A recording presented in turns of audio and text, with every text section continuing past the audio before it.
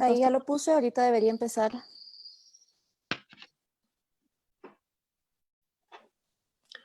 O sea que no vamos a dar minutos de cortesía como una presentación normal.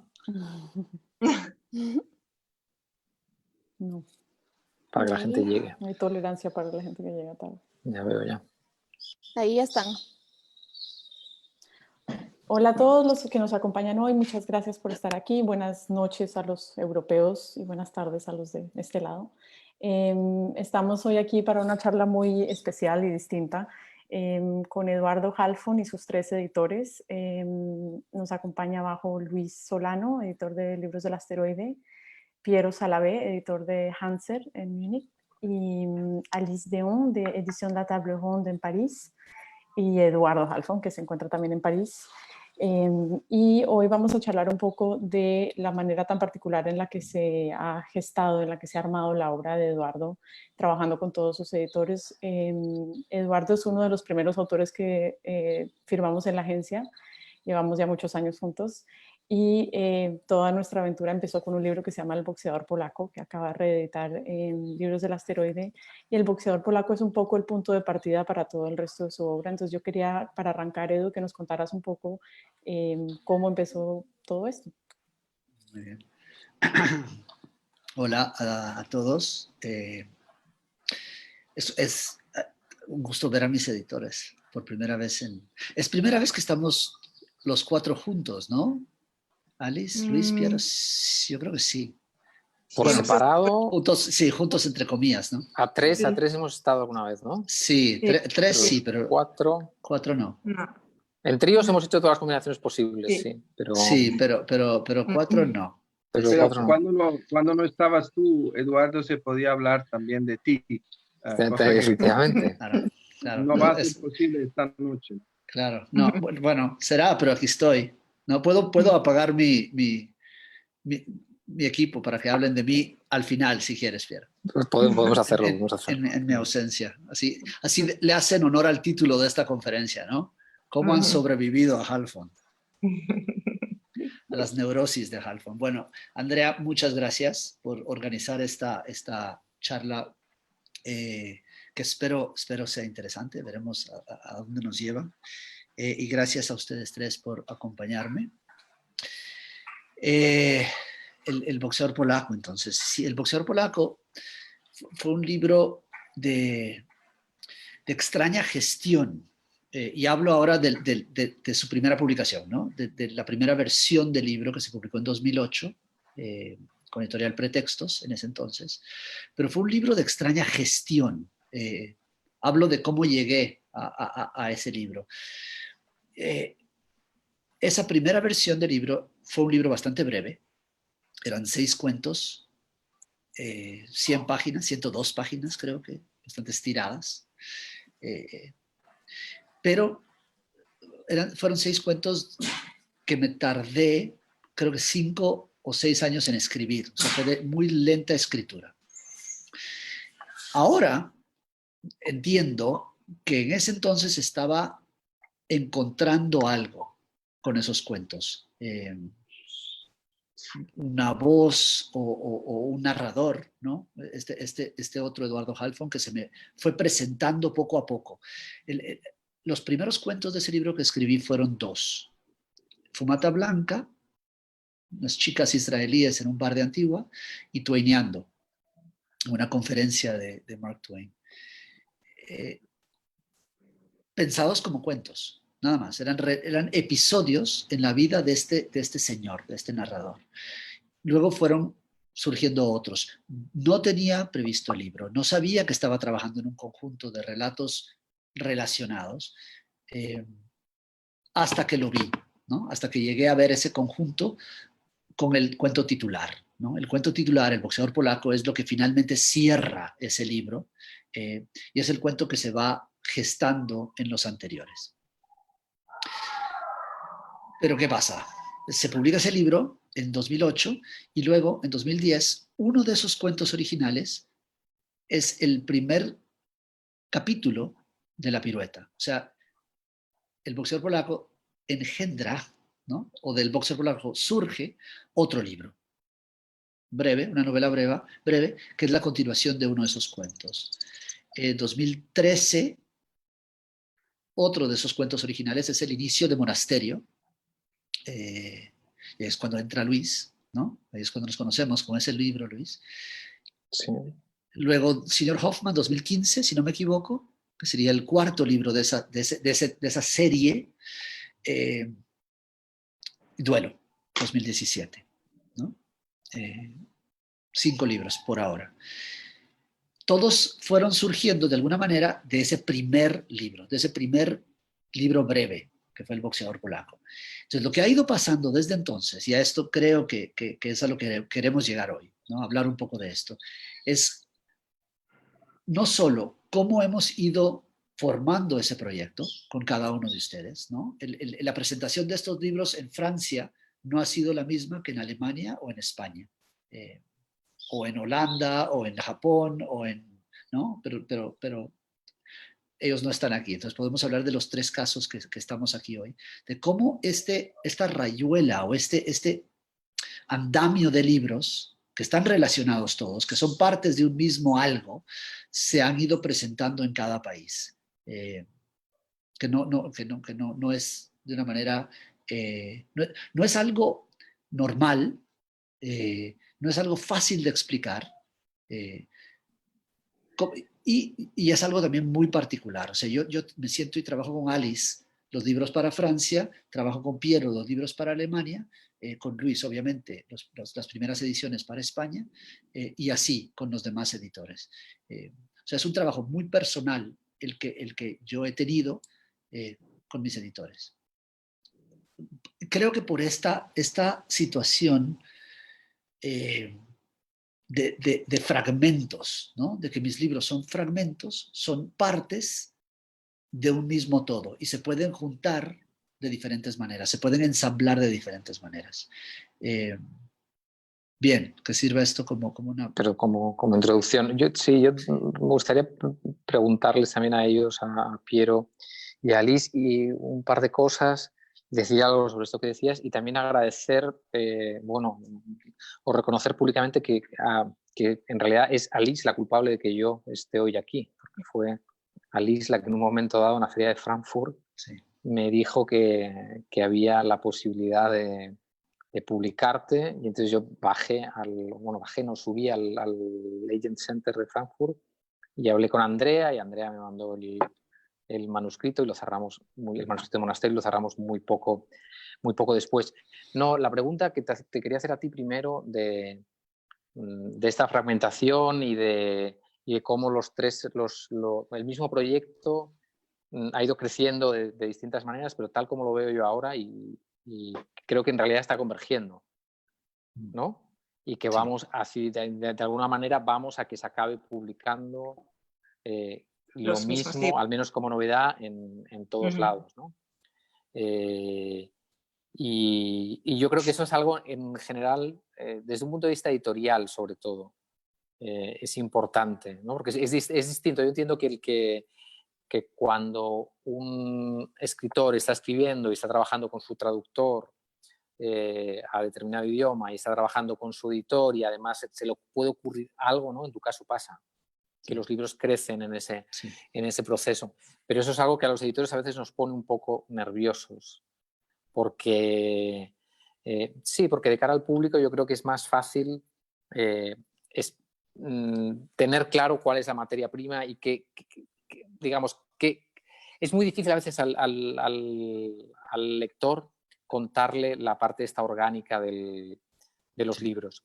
Y luego, como es verdad que los editores nos apoyamos mucho con, ¿no?, lo que han dicho en lectores, lo que ha hecho la crítica en otros países, son cosas que nos ayudan a conseguirte más lectores.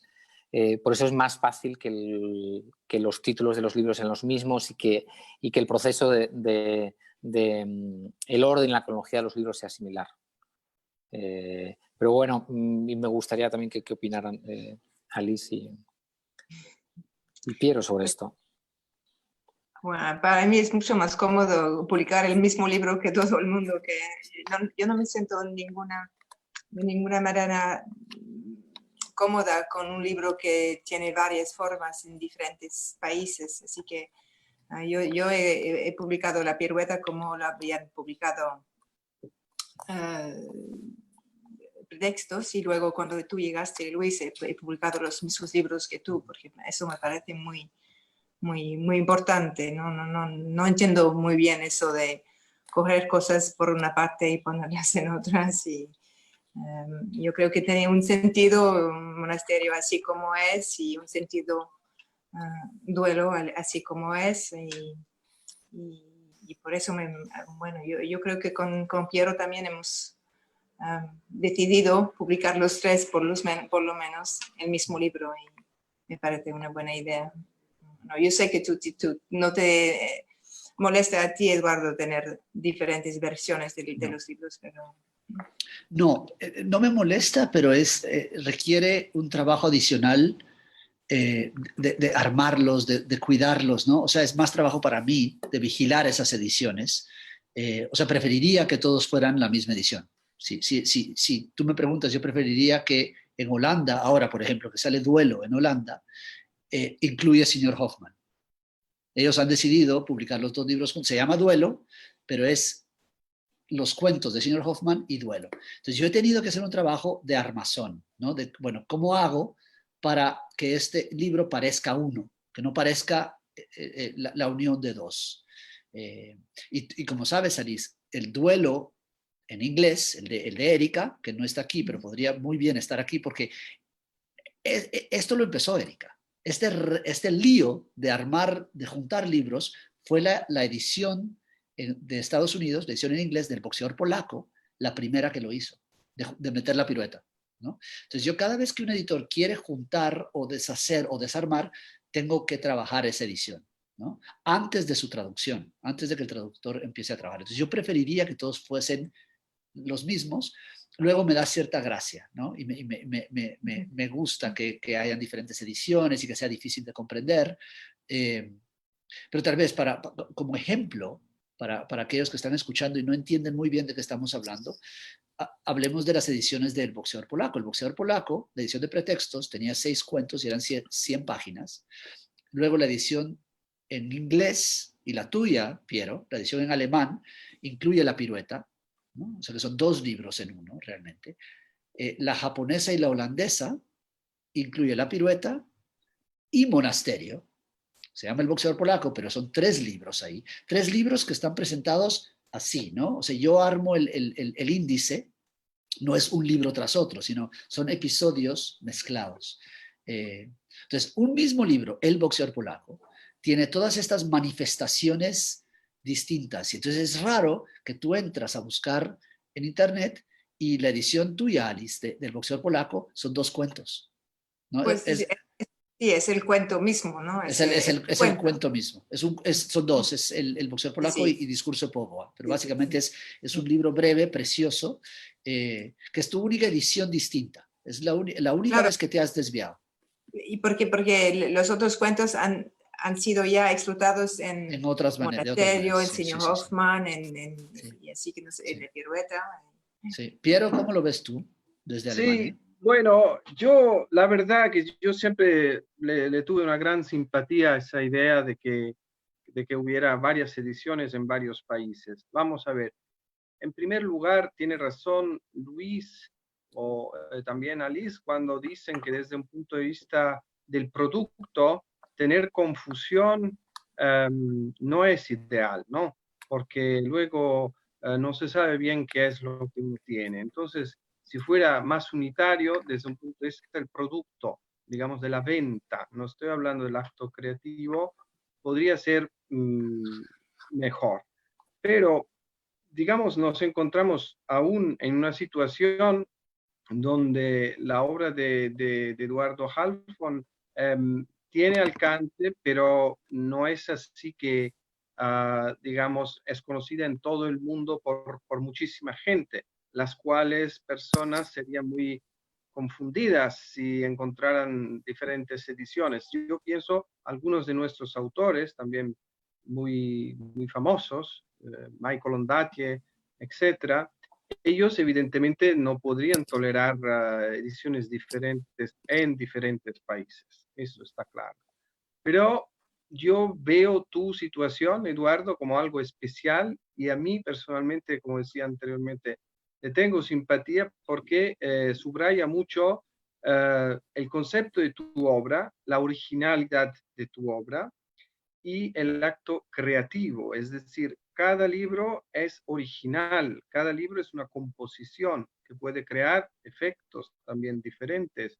Entonces, yo encuentro que está claro que el libro es también un producto, pero desde el punto de vista de la creatividad, le da un toque de extrema originalidad. Yo siempre he visto cuando en una presentación se explica este principio de una obra que se divide en muchísimos momentos y estos momentos no son unitarios, pero se pueden juntar de formas diferentes.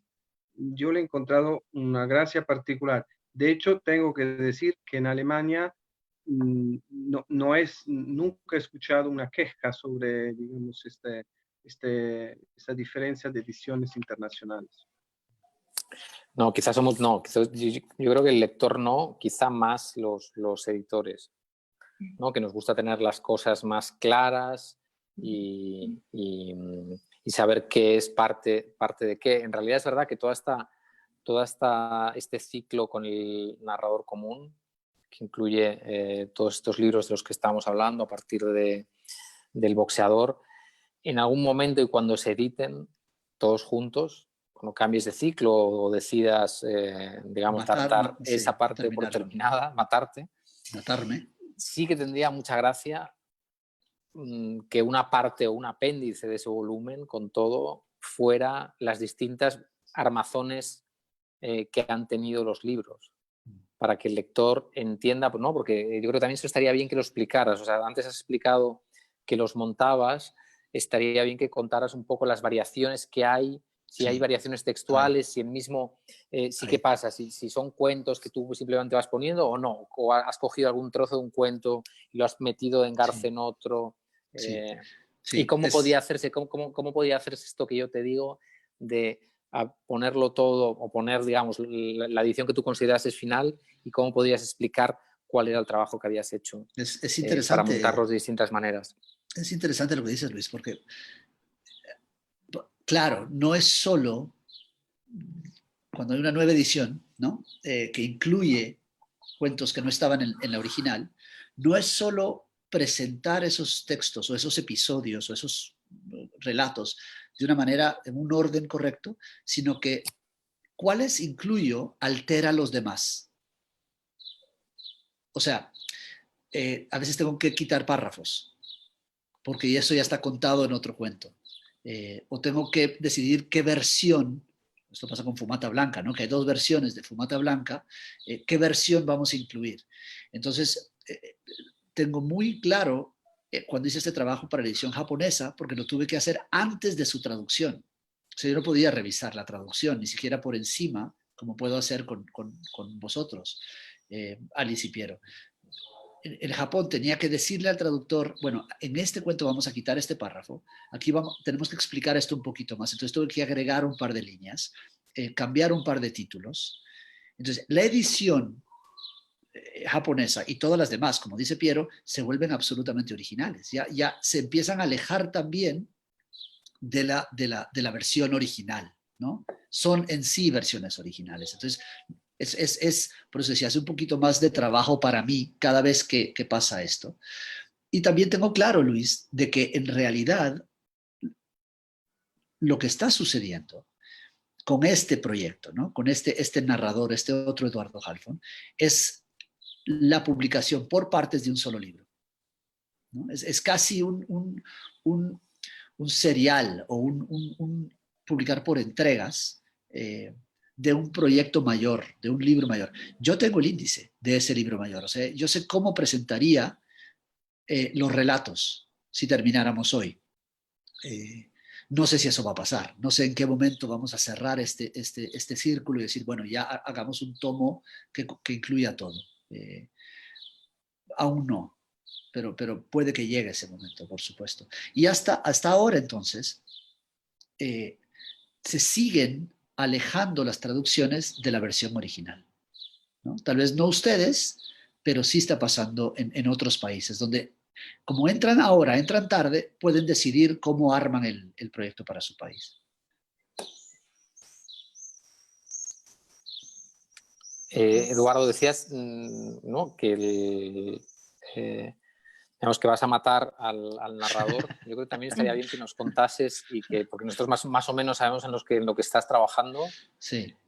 pero como hace tiempo que seguro que no nos has hecho ninguna actualización de en qué estado está el proyecto, yo creo que igual era interesante también que nos contaras a nosotros y aquí en abierto Sí. en qué estás trabajando y cuándo Bueno, vas a terminarlo. Eso es el otro punto que es interesante de esta relación que tenemos o que tengo con ustedes tres, especialmente con ustedes tres, ¿no?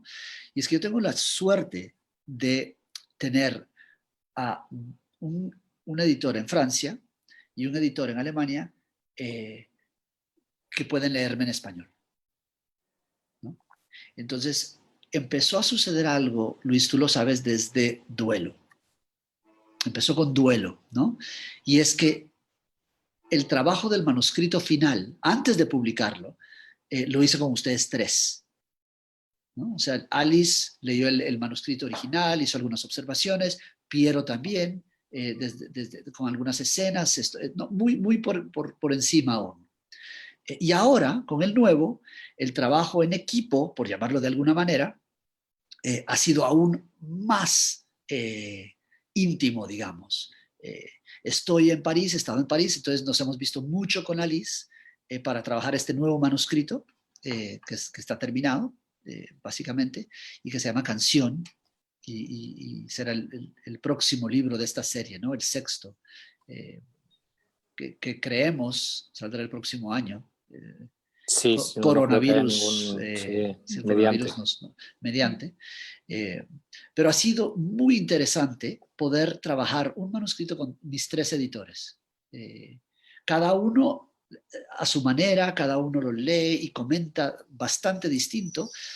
Con Piero lo he trabajado mucho a distancia, luego Piero estuvo en París hace unos meses en casa y pudimos trabajar el formato final de una manera interesantísima.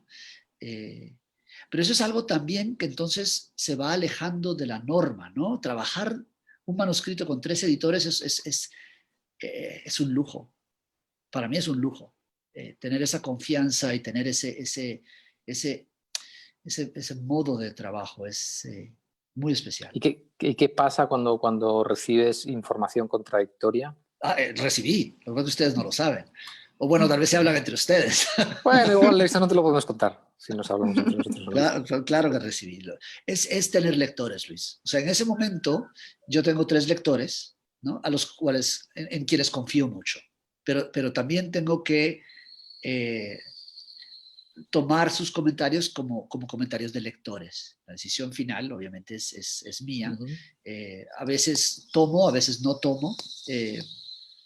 Pero siempre es interesante recibir. Incluso me gusta más cuando son comentarios contradictorios, porque entonces pone algo ahí en jaque, ¿no? Y hay que descifrar si eso no es y cómo arreglarlo, cómo no arreglarlo. Pues eso pasa, por supuesto. ¿No, Alice? Sí, sí. No siempre tenemos la respuesta al problema, pero tenemos el problema. problema. Yo creo que sabemos que donde hay un problema. Sí, Luego hay que decir una cosa, ¿no? Que depende también este proceso de discusión con quién lo haces. Hay algunos autores que tú sabes no aceptarían realmente propuestas, u otros, en cambio, que tal vez tienen inseguridades y entonces reciben las propuestas como, digamos, entran en una crisis. Yo esta impresión con Eduardo no la tengo absolutamente y por eso es bastante fácil, porque yo sé que él, digamos, tiene una cabeza muy dura y va a seguir su camino. Y no tengo para nada miedo de decir algo, digamos, falso, porque sé que él lo corregiría. Es decir, solo si se me ocurre una cosa realmente interesante, él lo va a tomar y el resto lo deja, porque conoce muy bien su obra y sabe qué quiere hacer. Por eso encuentro que no es difícil, mientras hay autores que escriben el segundo o tercer libro y tienen muchas inseguridades y que luego, claro, al recibir un feedback, pueden también tenerlo como un problema. No es esto el caso de Eduardo, ¿verdad? Entonces, no, también hay que decir que los comentarios que hay que hacer con Eduardo son de forma pura. Es que no hay muchísimos comentarios realmente de, ¿cómo decirlo? Bueno, es una obra que lo que presenta es una cosa ya muy hecha. Y lo que podemos hacer son cosas de definición, ¿no? No sé si se dice así, pero no son cosas enormes que hay que decirle. Es Sí. ya muy pensado, Sí, ¿no? sí. No, la diferencia para mí ¿no? del trabajo que hago con Eduardo, el que hago con otros autores, cada autor es un mundo, como decía Piero. Los hay que tienes que acompañarlos muchísimo más, que tienes que editar mucho más, que tienes que corregir el libro con ellos. En el caso de Eduardo, obviamente no. Pero a mí me sigue sorprendiendo, Eduardo, digamos, pese a el oficio que tienes, la cantidad de libros que has escrito, lo consciente que eres, como dice Piero, de lo que quieres hacer y cómo lo quieres contar, lo interesado que estás en tener la opinión de tus editores. Y como decía Piero, que eso, sin que eso te condicione, porque la quieres desde un momento muy temprano, que a mí a veces eso me cuesta hacerlo, porque sé que por un lado te gustaría ¿no? que leyese cada una de las versiones, y yo ya lo sabes que siento no y tenemos gusta. un Sí.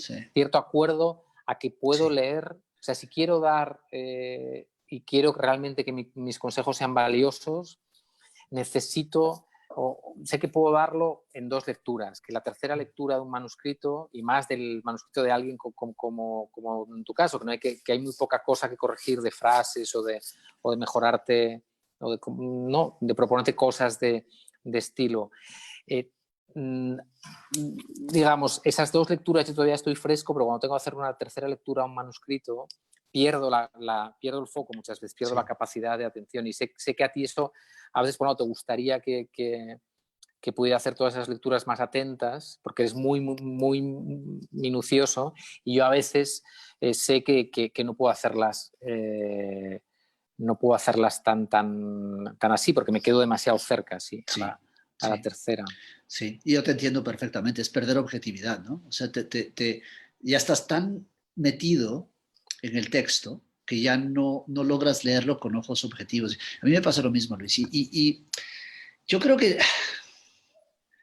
yo ya no tengo lectores afuera de ustedes, ¿no? O sea, yo cuando empecé a escribir hace 20 años y con mucha inseguridad, como toda persona que empieza a escribir, uno busca figuras de autoridad, ¿no? Un profesor, un amigo que lee mucho, o un escritor, si uno logra, ¿no?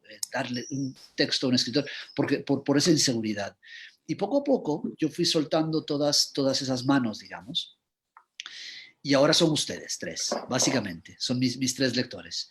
Y lo que sucede conmigo, o lo que ha sucedido en los últimos libros, es que yo sé, cuando termino de escribir algo, yo sé que las partes de ese algo están bien. O sea, yo me concentro, por ejemplo, en Duelo, para hablar de Duelo. Duelo está hecho de 43 fragmentos. Y yo cada uno de esos 43 fragmentos lo escribí como que si fuera un pequeño cuento. Y sé que ese pequeño cuento está muy bien. Pero luego viene el ensamble, ¿no? De juntarlos, de poner, toda esa ingeniería de armar el todo. Y ahí es donde necesito sus ojos ajenos, ¿no? Para ver, bueno, ¿está bien esta cosa? Estoy delirando yo un poco, porque lo mismo me pasa a mí que te pasa a ti, Luis, que ya llega un momento dado en el proceso de escritura en donde también pierdo la objetividad. También empiezo ya a ver borroso el manuscrito. Entonces necesito esos ojos ajenos, ¿no? De alguna manera. solo para cerciorarme casi de que la cosa funciona. No sé si me explico. Sí. A mí al hilo de eso también me gustaría preguntarles a Alice, porque ella, además de editora, Alice es traductora del español al francés. Claro que ellos dos tienen también este doble papel, que por un lado, digamos, son editores del texto original y pueden decir algo o cosas respecto al contenido, la estructura, la forma, pero también, igual que yo, digamos, soy seguramente el que más me meto en el detalle, ¿no?, de cosas de lenguaje, a lo mejor al final contigo, o se mete el equipo de la editorial cuando estamos corrigiendo. Sí. Alice y Piero son los que saben también cómo suenas en alemán. Y entonces que nos contaréis un poco de ese trabajo y cómo suena la voz de Eduardo en francés o en alemán. Quiero. Alice, ¿quieres empezar tú o empiezo yo? No, ha dicho en alemán, empiezas tú. En alemán, Ok. sí. Bueno, digamos que una de las grandes calidades de la prosa de Eduardo es que él es muy, ¿cómo puedo decir? Es el contrario de excesivo en la utilización del lenguaje, en el sentido que sus frases son ya muy reducidas en general. Su obra normalmente no supera las 150, 200 páginas. Entonces, digamos, la concentración, la síntesis de su prosa, al ser traducida, lo hace muy fácil para el traductor, porque es una prosa exacta donde no hay redundancias, ¿no? Digamos que es muy difícil cortarle cosas a Eduardo, porque ya está todo reducido a la esencia.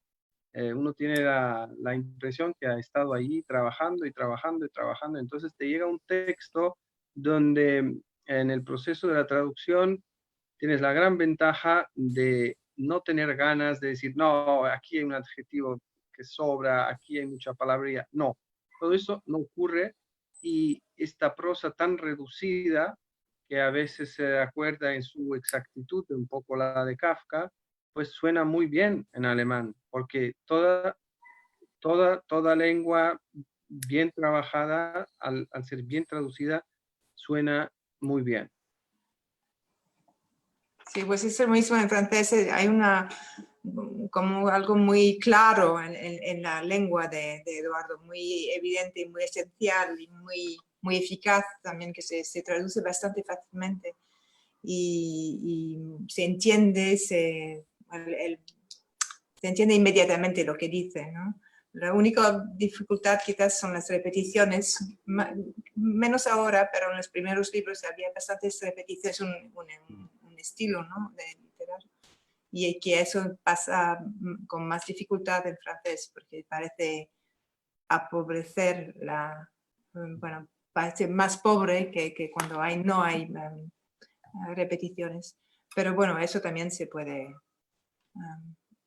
encontrar otras repeticiones o otras maneras de crear esta énfasis, ¿no?, que pones con la repetición. Pero es muy claro, muy límpido, no sé cómo se dice eso.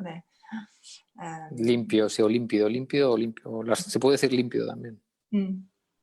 Y eso es muy agradable de leer en francés, como no tiene nada de lírico, ¿no? Así que es muy agradable. Hay una cosa que quería preguntarte, porque digamos que antes te he preguntado por canción, Eduardo, y no has contado nada del libro, has contado muy poco.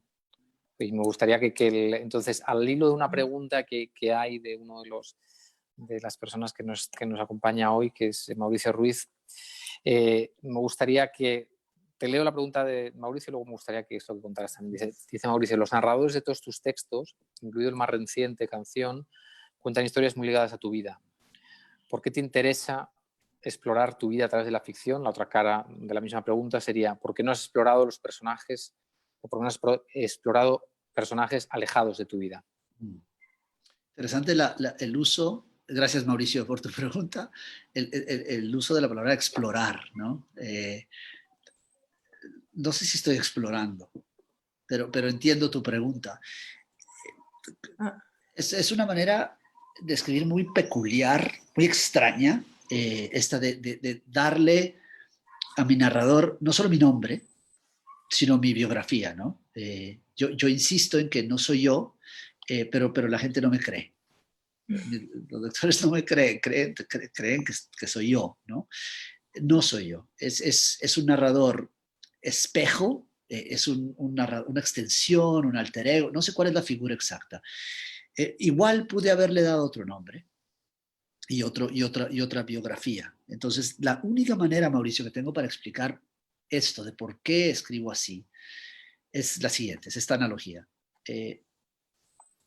Todo lo autobiográfico de este narrador, de este personaje, es la escenografía.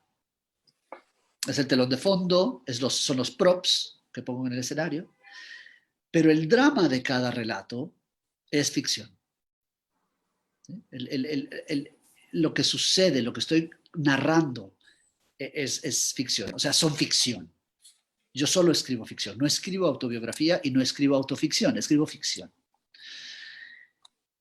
La exploración de tu pregunta, yo solo estoy explorando otros personajes. O sea, en los libros, en todos estos libros, o en todos estos relatos, la exploración no es autoexploración, es una exploración de los demás, ¿no? De un abuelo, de un hermano, de una hermana, etcétera, etcétera, etcétera. O sea, es usar a un narrador que va persiguiendo algo.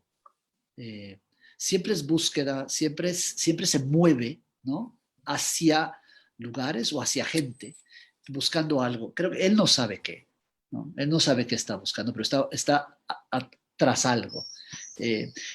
Así empecé. Desde que empecé a escribir hace 20 años, empecé con esta fórmula o con este truco, porque no es más que un truco, ¿no? De darle mi nombre. Igual se lo podría cambiar. El truco creo que le sirve no solo a la verosimilitud de un relato, o sea, se vuelve mucho más verosímil si el lector cree que es real. Y por ende, el golpe emocional es más fuerte. Y si lo que yo quiero es emocionar, que es lo que quiero, el truco de darle mi nombre y darle mi vida a este señor conmueve más, ¿no? Es tragarse un libro entero sin cuestionar ya si es verdad o no es verdad, pese a que dice novela, cuentos o ficción, el contrato que firmamos, ¿no? Sí, te has saltado otra vez lo que te quería preguntar yo de qué hay de nuevo en Canción. Que van a poder encontrar los lectores de nuevo en Canción. Bueno, Canción que no hubiera antes. Sí, Canción, ¿qué tanto contamos, Luis? ¿Contamos o no contamos? Puedo contar todo, no es un ensayo que tengamos un... No. Yo soy muy... Pero bueno, claro, los artistas sois supersticiosos igual para estas cosas. Yo no sé si es supersticioso. Tú sabes que aquí Lucía no lo ha leído. Sí. O sea, muy poca gente... ¿Te está viendo hoy o no? No, está durmiendo al chiquillo. Leo. No me está viendo. ¿Esto queda grabado? Entonces lo puedes... No lo sé, la verdad es que no lo sé. Que queda grabado. No lo sé. Canción es parte de este mismo proyecto, ¿no? Sí queda grabado, me dicen que sí queda grabado. Sí queda grabado. Contando un poco, sin contar mucho, es irme más de lleno ahora a mi lado árabe, ¿no? Si el boxeador polaco empezó un movimiento hacia Polonia y mi abuelo polaco y toda esa parte de mi familia, esto es el lado libanés. Mi abuelo libanés, especialmente mi abuelo libanés. Es una historia sobre mi abuelo libanés. Halfon de Arabia. Halfon de Arabia. Sí. Halfon de Arabia. Otro tema que antes de pasar, bueno, hay alguna pregunta más, pero otro tema que igual tendría gracia que comentáramos y que me gustaría, porque la primera vez que estamos los cuatro juntos y es una cosa que hemos comentado varias veces por separado, las distintas combinaciones de tres que da el número 4, que es esta defensa tuya, defensa por decirlo de alguna manera, no, yo diría más que defensa es una reivindicación de la brevedad. Sí. Y de la brevedad del libro, incluso la brevedad del libro físico. Sí. Y la dificultad que eso puede provocar a tus editores por el tema del precio, del marketing, de que la estructura digamos, editorial normal es para vender libros y el sistema económico de las editoriales en nuestros países incluso también diría el sistema de remuneración de un autor, ¿sabes? Es para publicar libros que tengan determinado tamaño y determinado precio. Es decir, es muy difícil que un autor pueda hacer negocio vendiendo libros muy breves y muy baratos, ¿no? Porque hay menos, el precio es menor. Entonces, esta presión que sé que a veces te ponemos los editores, yo te la pongo a veces, por el tamaño, y esta discusión de si el tamaño importa o no importa. ¿Cuál es tu opinión y sobre todo cómo la vives? ¿Cómo la vives como artista? Sí, Como sí, la vivo. Y tú lo sabes, esto lo hemos hablado muchas veces y no eres el único, Luis. Yo creo que, o sea, no es un fenómeno del libro hispano, del mercado hispano, es un fenómeno del mercado en general, ¿no? En Estados Unidos, especialmente. Alemania, sé, Piero, que tuviste que pelear mucho por Duelo, ¿no? Porque un Duelo es un libro de 100 páginas, cosa que en Hanser no se acostumbra a hacer. Tú puedes contar un poco más sobre eso. Pero lo vivo con dos sombreros, ¿no? O sea, yo entiendo, como amigo tuyo, entiendo el lado comercial de esta fórmula. Y como ingeniero y matemático, entiendo que hay una fórmula de números, ¿no? Para que salgan los números, tienen que haber ciertas páginas y entonces el libro tiene que tener cierto determinado precio, etc. Yo sé ese lado, pero no priva ese lado cuando estoy escribiendo, ¿no? El lado que domina es el lado literario. Entonces, si yo considero, cosa que nos pasó con Duelo, para volver a Duelo, cuando yo considero que el texto ya está, por ponerlo de alguna manera, ¿no? Porque es una frase muy extraña, cuando ya está, esto ya está, y lo siento profundamente, ya está. No puedo meterle por meterle a ese relato, ¿no? Eso no quita que partes de ese relato luego crezcan, que tiende a pasar muchísimo con mis textos, ¿no? Que de un relato surge uno mayor. Por ejemplo, en Señor Hoffman hay una página de una ida a Hiroshima. Es una página, es un personaje que solo aparece en una página y ahora en canción ese personaje toma más peso, ¿no? O sea, aparece la historia de esa chica. Pero ya lo considero eso ajeno a ese primer relato. Entonces yo tengo los dos lados. Yo entiendo el punto de vista comercial y monetario, pero no cuando estoy escribiendo. Cuando estoy escribiendo tengo que tener mucho cuidado de no pensar en eso, y lo tengo muy claro, ¿no? Cuando un texto me grita que ya está, y siempre es sorpresa para mí, dicho sea de paso. Yo cuando llegué al final de Duelo no esperaba que ese fuera el final. Yo tenía un final en mi cabeza. Y cuando escribí el final, esas últimas páginas, lo sabía rotundamente. Igual Monasterio. Monasterio yo pensé que iba hacia la boda de la hermana. Yo tenía clarísimo de que la boda iba a ser la escena final, ¿no? Esta boda circense, ortodoxa. Y no, cuando escribí el final, se me impuso ese final y sabía que ya había terminado. Y entonces llega este dilema de que yo sé que es breve, ¿no? Que es demasiado breve para ciertos mercados. ¿Y cómo vamos a hacer para solucionar eso? Y lo hemos solucionado, hasta ahora lo hemos solucionado, de alguna manera, ¿no? Pero Piero y Alice, ¿cómo ven esto de la brevedad? Sé que es quizás más problema en Alemania que en Francia. Esa es mi impresión. Sí, bueno, pues, tenemos el mismo problema económico que decía Luis, pero podemos hacer libros más pequeños. Existe esta ¿cómo decir? Una tradición de libros bastante breves. Sí, sí. Y sí que me molesta menos, pero bueno, tenemos el mismo problema económico, es que se puede ganar menos dinero el autor, el editor, toda la cadena de libros. Es más difícil con un libro pequeño que con un libro, una novela tradicional, ¿no? Tenemos que hacer una letra más grande para hacer un libro más espeso, ¿no? Sí, sí. Pero bueno, con un texto tiene su rotundidad y yo estoy de acuerdo contigo, Eduardo, no hay que alargarlo Por alargarlo. artificialmente, No. por alargarlo. Sí. ¿Piero? Bueno, yo admiro la tradición editorial francesa porque ellos en ese sentido han sido siempre muy, sí, particulares en aceptar libros cortos, seguir la obra de grandes autores.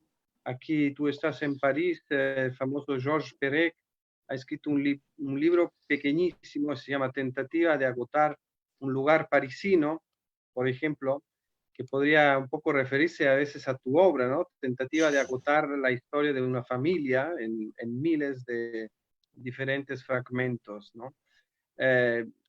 Esta tradición tan buena francesa en Alemania, tengo que decir que se ha perdido, porque si nos acordamos, los primeros libros de Handke, estoy hablando de los años 60, 70, eran libros de ese tamaño, inclusive este libro tan bonito sobre el suicidio de su madre, ¿no? Creo que fueran 100 páginas, algo así, 100 páginas. Esa tradición, que es una tradición de realmente respeto de la obra del autor y de fe en el autor, en la creatividad original del autor, es algo que es muy difícil hoy en día, a no ser que te llames Handke o que eres, digamos, una persona extremadamente famosa, de tener tú, digamos, una reconocibilidad y una presencia fuerte en el mercado. Realmente es así y por eso que se favorecen a veces los libros de un tamaño mayor, donde luego el tamaño poco dice, porque puede ser un libro insignificante de 300 páginas, pero en realidad sí, el libro es forma del entretenimiento. Al tener un libro de 200, 300 páginas, está más garantizada esta sensación del entretenimiento. Cuando es un libro muy pequeño, podría ser que se agota el placer en una tarde y también, como decía Liz, en la librería es difícil no competir con estos grandes otros libros de los grandes novelistas, etc. Es decir, el género pequeño de libros de tamaño debajo de los 200 páginas son un verdadero reto desde el punto de vista comercial. Si un autor está acostumbrado siempre a publicar libros de este tamaño. Pero una vez que tiene sus lectores y también, digamos, un reconocimiento internacional, puede ser algo que funciona. Creo que también Patrick Modiano, los libros de Patrick Modiano Son muy son cortos. todos bastante cortos, pero claro, estamos hablando de un autor que ya tiene toda su obra detrás. Entonces, Sí, pero adelante. los primeros eran cortos también de Modiano. Siempre han Sí, sido bastante cortos los libros de sí, Modiano. eso. Por otro lado, no lo sé, si te quieres hacer muy rico y famoso, más famoso de lo que eres, Eduardo, pues Hay que tienes escribir 1000 años. Igual tendrías que ir alguna página más en cada volumen. Es la No, sumatoria, es verdad Luis, que es la no, sumatoria. sí, no, es curioso como todavía no tenemos en el sector editorial, digamos, que estamos muy constreñidos por el formato físico y por cómo se distribuyen físicamente los libros en librerías. ¿No? Claro, cuando os oí hablar, que me he salido un poco, me parecía muy curioso. Oye, vuelvo a alguna de las preguntas que hace la gente. Rodrigo Villalobos dice: Eduardo, entonces te autoeditas antes de enviar los textos a edición? ¿Cuál es tu proceso de escritura? A ver, yo siento que más que escribir, autoedito, ¿no? O sea, yo me paso autoeditando todos los días durante mucho tiempo antes de enviar los manuscritos. Y luego continúo, ¿no? Luis, un ejemplo, para poner un ejemplo, Duelo, un primer borrador de Duelo, yo lo escribí muy rápido, fueron 3 o 4 meses, pero luego fue año y medio de lenguaje, ¿no? de puro trabajo de lo que Rodrigo llama autoedición, es simplemente el oficio, ¿no? De trabajar el lenguaje de un texto. O sea, mucho, mucho tiempo. Y luego está el proceso de edición ya contigo, Luis. ¿Ya? Ahí es donde ya entras y vemos palabras o repetición o demasiado uso de quizás, ¿no? Que a ti te molesta cuando uso demasiado quizás. Ese tipo de cositas, ¿no? Pero para mí, siento que es más trabajo de edición que de escritura. O sea, si tuviera que calcular la cantidad de horas que le dedico a un libro de escritura versus edición, pues ni cerca, ¿no? Es trabajo de edición. Mauricio, te da las gracias por la... Mira, espera, hay una pregunta aquí de Anabela. Hola, Anabela Acevedo, es una amiga. Sí, Anabela, a ver, pregunta, la leo para que los demás Entonces, quiere decir que de alguna manera los lectores que tenemos la posibilidad de leer una obra en el idioma original y en traducción tenemos la oportunidad de leer 2 versiones, lo cual puede ser genial, sí, así es. Sucede más con algunos libros que otros, sucede más con algunas versiones que otras, pero sí. Sí, hay, especialmente con El boxeador polaco. Yo creo que con ese libro, dicho sea de paso, esto no lo mencionamos, Luis, pero tu edición del boxeador polaco ya sigue, incluimos la pirueta. O sea que... La edición de este año. De este año. De este año, no de este año, sino de este año. De este año, que es la edición de 10º aniversario. Es la misma que Piero, es la misma que en Estados Unidos, o sea, es ya una edición que incluye 2 libros. A ver qué hacemos para la de 20. ¿Y hay algún, por ejemplo, hay algún cambio? Ya sé que es la misma supuestamente que la de Hansen, pero ¿hay algún cambio respecto a cómo estaban los textos que se tradujeron en Alemania? No. ¿Alguna frase, No mucho. No mucho. Hubo trabajo, tal vez hice algún tipo de limpieza de lenguaje con tus pruebas, pero cambios mayores no. No. Yo creo que ya en ese caso, la edición alemana, la edición en inglés, la edición tuya. Entonces, ¿cuál fue la que fijó? O sea, de todas esas ediciones, ¿en qué edición se fijó? ¿En la inglesa? Sí. O sea, el trabajo que hiciste fue de fusión, lo hiciste para la edición inglesa. Sí, fue Erika. Erika Goldman, amiga de todos aquí, fue idea de ella, ¿no? Ella vio El boxeador polaco, original, de 100 páginas, le gustó, pero me dijo, de ninguna manera puedo publicar esto en Estados Unidos, un libro de 90 páginas no nos van a poner atención. Y yo tenía esta noción de combinar 2 libros, y se lo mencioné a ella. Digo, a ver, ¿cómo está eso? ¿Y cómo lo armaríamos? Y entonces puede ir esto y después esto. Y funcionó. Y luego esa edición, Luis, hasta que ahora se ha ido repitiendo en varios países, ¿no? Ahora, no sé si tú y yo haremos una edición de 20 años distinta. Y tenga más, pero a mí me recuerdo me pone un poco nervioso. No te pongo nervioso. Lo de no tener textos fijados. Incluso pensar ¿verdad que no, Piero? Que los textos del boxeador y la pirueta, o sea, el libro que tiene 2, ¿no? Que van a cambiar en otras. Oye, dice Mauricio que da las gracias por la respuesta de antes, y dice que leyó que te había gustado mucho una frase de la crítica de Saturno que decía: tenemos que salvar a Halfon. ¿Y por qué te hizo gracia esa? ¿Por qué te fascinó esa reacción? Me fascinó. Cuando sale publicado Saturno en Guatemala, mi primer libro, la lectura que hizo el primer reseñista, el primer periodista, fue absolutamente literal, ¿no? Y creyó que el narrador de ese libro era yo. En ese entonces no le había dado mi nombre, pero ya tenía mi biografía. Y me encantó. Yo no me esperaba una lectura tan literal del texto. pero me di cuenta que el hecho de que lo leyera de esa manera se lo tragó entero, ¿no? Y su reacción fue muy visceral. Y entonces de ahí surge la idea, Mauricio, de darle mi nombre. Entonces le aumento el volumen a ese truco, a ese juego, y ya con los cuentos que le siguieron en el boxeador polaco, le doy mi nombre y entonces empiezo a jugar más este asunto de borrar, digamos, la frontera entre él y yo, el narrador y yo. Pero viene de ahí, viene de ese momento. Muy bien. En Alemania ¿dónde estás, Piero? Por cierto, ¿en Berlín o...? No, en Múnich. En Múnich, sí, estoy fatal, yo, perdóname, que se me va a veces No, tenemos 4 minutos y yo creo que tendríamos que empezar a cerrar. No sé si queréis decir algo, ¿no? A mí me gustaría, nada, que desear, bueno, aparte de dar las gracias a todos los que nos han acompañado, desearnos a todos una feliz edición de canción. De canción, sí. ¿No? Y que el trabajo que estamos haciendo juntos pues vaya cundiendo y que cuando publiquemos el libro en algún momento del primer trimestre del año que viene, ¿no? Que igual podríamos, no sé, intentar ahora, si siguen las cosas así, intentar hacer una cosa conjunta y presentar el libro conjuntamente en París y Barcelona. Qué buena idea.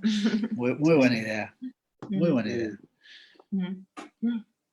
Bueno, Alice, yo, para terminar, dejamos la última palabra a Alice, por ser más... ¿Y por qué? Más amable. elegante que nosotros, mucho más. Tú estás en París, eres la anfitriona de Eduardo.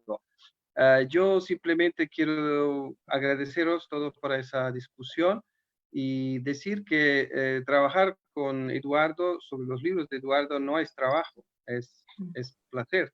Y eso tendría que ser, en el sentido ideal de la palabra, el trabajo editorial. Tendría que ser algo que llena de pasión, que da un aporte creativo a quien lo hace, es decir, el autor, el editor y todos juntos. Y puedo decir que estoy orgulloso de participar en ese grupo y seguramente es una de las experiencias profesionales más bellas.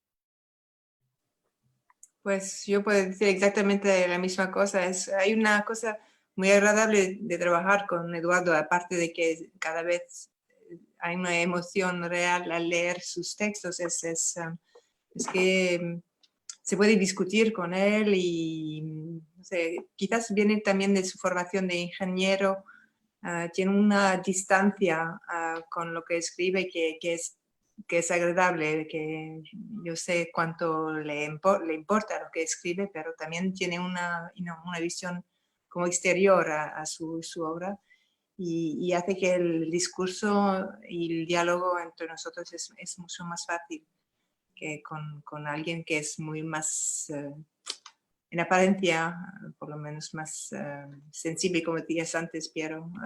Hay autores con los que es muy difícil de discutir de su obra y más frágiles, digamos. Ahora, yo tengo algo que decir. Y muy agradable trabajar también con Piero y Luis. Yo creo que es el único caso aquí de autor que tengo en común con dos editores y con Erika, que no está aquí, pero también que veo de vez en cuando. Y es muy agradable eso de partager, ¿cómo se dice? De compartir de autor.